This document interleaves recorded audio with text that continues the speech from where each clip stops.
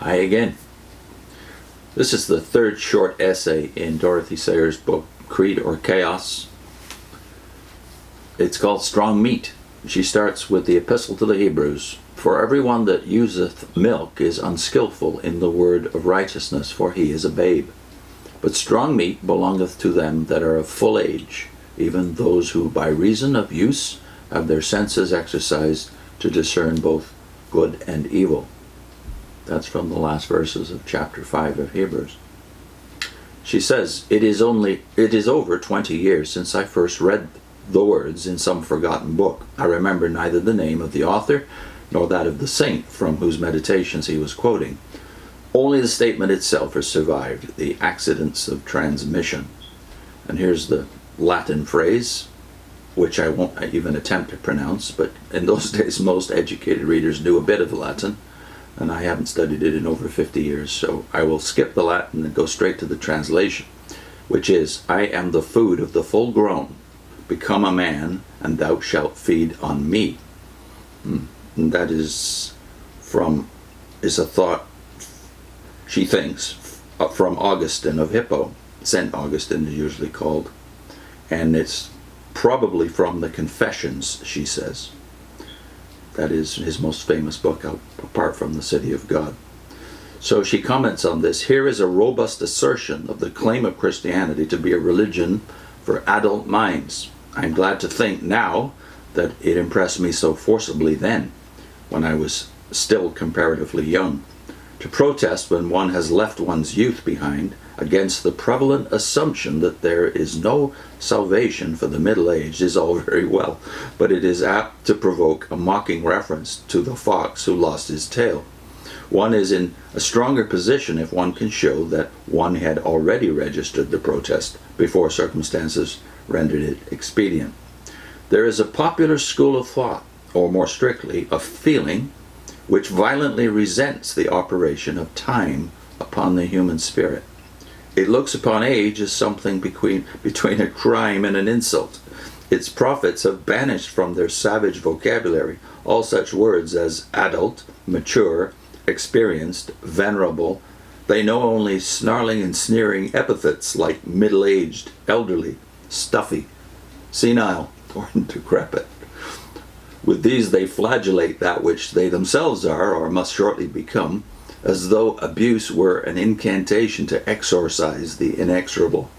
Theirs is neither the thoughtless courage that makes mouths at the invisible event, nor the reasoned courage that foresees an event, or the event, and endures it. Still less is it the ecstatic courage that embraces and subdues the event. It is the vicious and desperate fury of a trapped beast, and it is not a pretty sight. So this is amazing to me, because here she is back in the 1930s or 40s anticipating the cult of youth. And of course it was already there after World War I, but it really took off in my generation, the 1960s. So that don't trust anyone over 30 became the watchword of we teenagers at the time. Sayers goes on, such men, finding no value for the world as it is, proclaim very loudly their faith in the future, which is in the hands of the young. With this flattery, they bind their own burden on the shoulders of the next generation. For their own failures, time alone is to blame. Not sin, which is expiable, but time, which is irreparable. From the relentless reality of age, they seek escape into a fantasy of youth, their own or other people's. First love, boyhood ideals, childish dreams, the song of mother's breast, the blind security of the womb.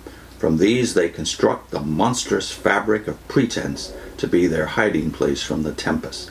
Their faith is not really in the future, but in the past. Paradoxical as it may seem, to believe in youth is to look backward. To look forward, we must believe in age. Except, said Christ, you become as little children, and the words are sometimes quoted to justify the flight into infantilism. Now, children differ in many ways, but they have one thing in common. Peter Pan, if indeed he exists otherwise than in the nostalgic imagination of an adult, is a case for the pathologist. All normal children, however much we discourage them, look forward to growing up. Except ye become as little children.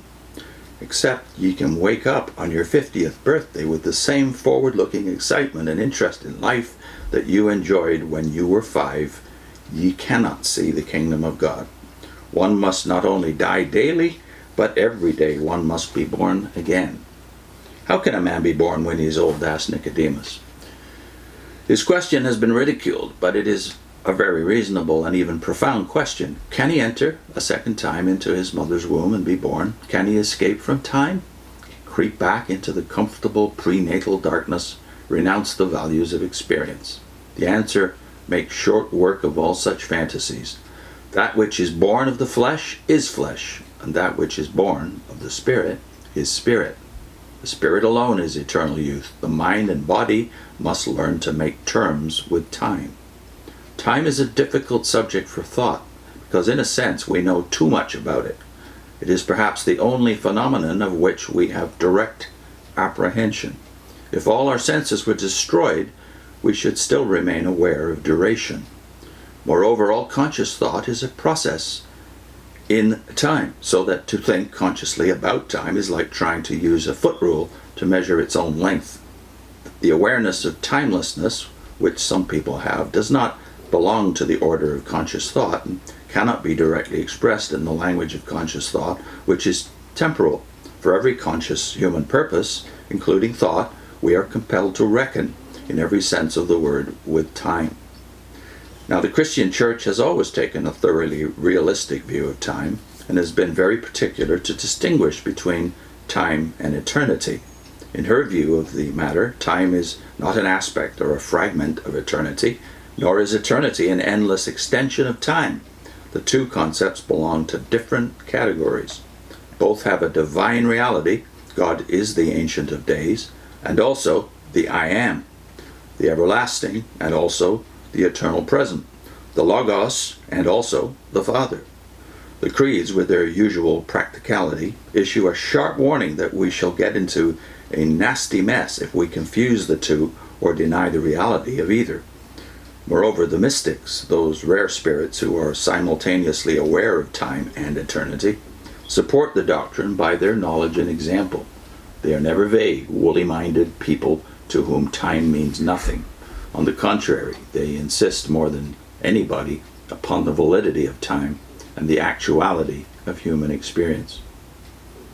I'll put a link into a video we shot on a track we did called The Little God of the Watchtower, where you realize the problem with the cults generally is they have a diminished view of God. So the Watchtower's God, for instance, doesn't exist outside of time and space, unlike the traditional God of the church, who exists in eternity and therefore outside of space and time, which are both created.